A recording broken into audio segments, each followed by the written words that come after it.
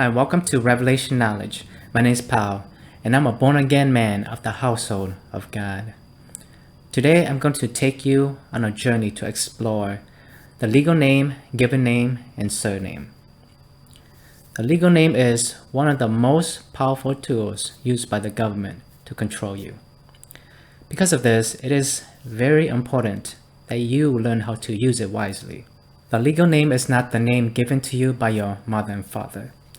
It is a corporate name created by combining your given name and surname into a compound noun or a compound name. Your legal name was created by an agent of the government to make it easier for you to do business with corporations such as banks and agencies. However, if you do not know how to use it wisely, it can be used to imprison you in the matrix. Let us read a few pages of my book, Word Magic, to learn more about the legal name. The name given to you by your mother and father is your given name, also known as your Christian name. It is important to remember that your given name is separate from your family name. Your given name belongs to you, but your family name does not belong to you because it is used by your whole family. In law, when a given name, first name, is joined to a family name, surname, last name, it becomes a corporate name, which is a legal name. This legal name is often written in all capital letters. For example, John Doe. However, it is not a requirement for a legal name to be written in all capital letters. The joining of a given name and a family name converts the two names thereof into a new name. For example, John plus Doe equals John Doe, meaning that the individual John is now under the family Doe. Therefore, John is no longer an individual as long as he writes his name as John Doe instead of John. By writing his name as John Doe, he conveys that he is a member of the family Doe, which is a corporation. The family name was originally called surname. Family names and surnames are synonymous. They are called surnames because originally they were written over the name in judicial writings and contracts. The prefix sur in surname etymologically means over, above, beyond, in addition.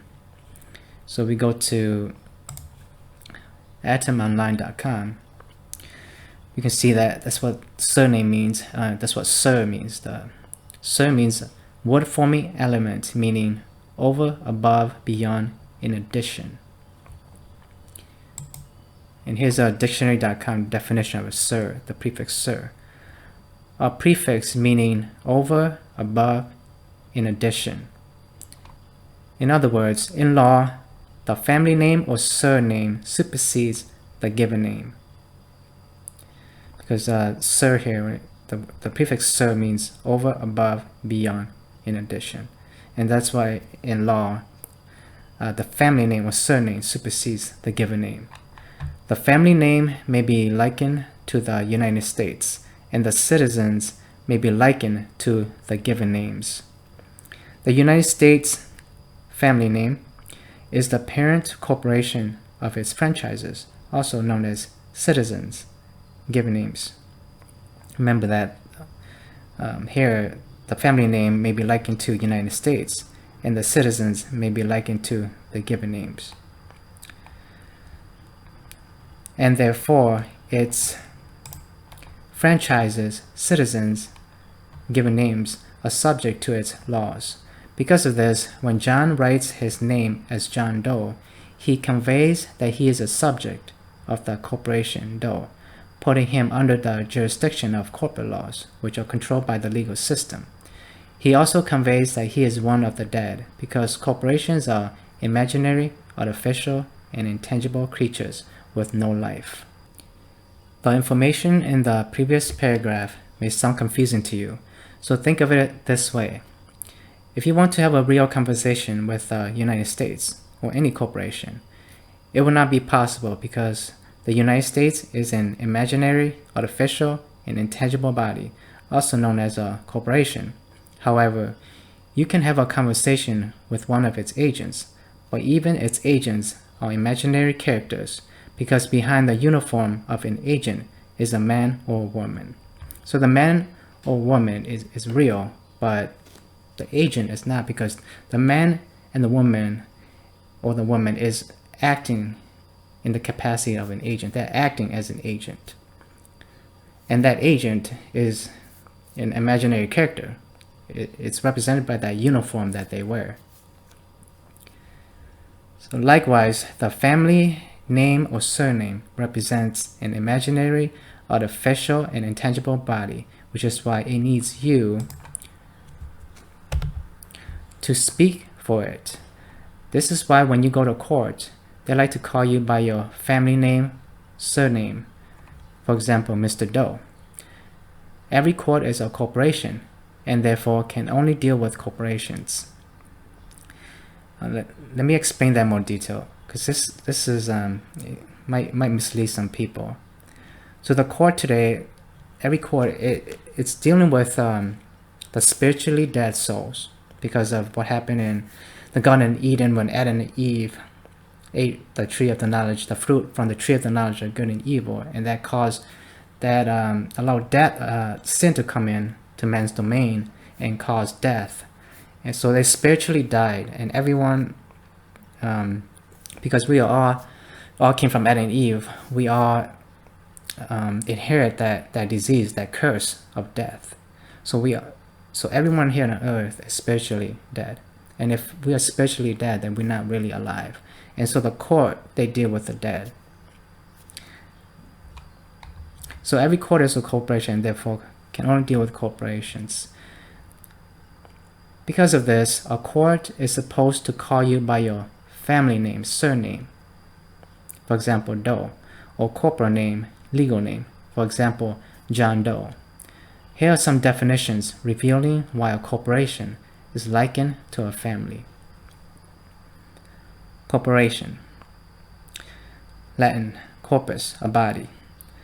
A body consists of one or more natural persons, established by law, usually for some specific purpose and continued by a succession of members.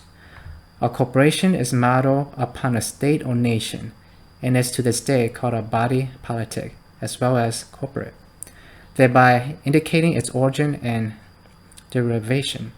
Its earliest form was probably the municipality or city, which necessity exacted from the control or local police of the marts and crowded place of the state or empire. Let us read another definition of corporation. A corporation, a creature of the crown, created by letters patent, an artificial being, indivisible, intangible, and existing only in contemplation of law. So a corporation can be an artificial being. By definition, it's an artificial being, indivisible, intangible, and existing only in contemplation of law. So let us go to the next page.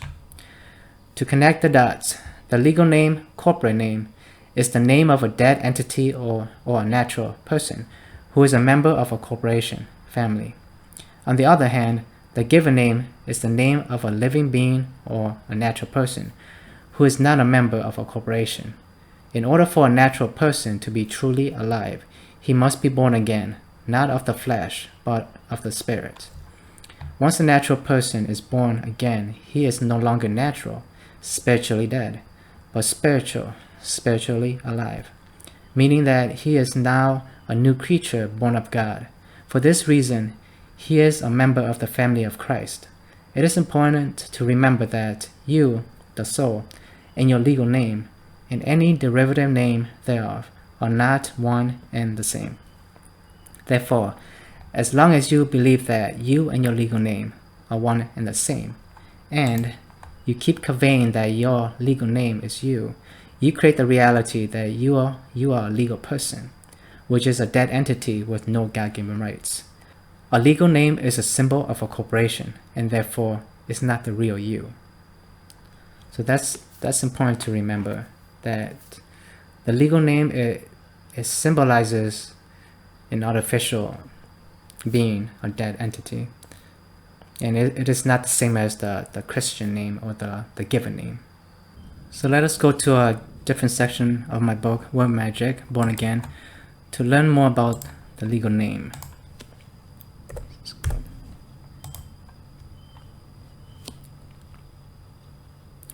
In the legal system, when a given name, first name, and a family name, surname, last name, are combined into one name, whether written in all lowercase or uppercase letters, and with or without the middle name, for example, John Quincy Adams, in all lowercase, John Quincy Adams, upper lowercase, and John Quincy Adams, all caps. It represents a legal person who is a member of a corporation.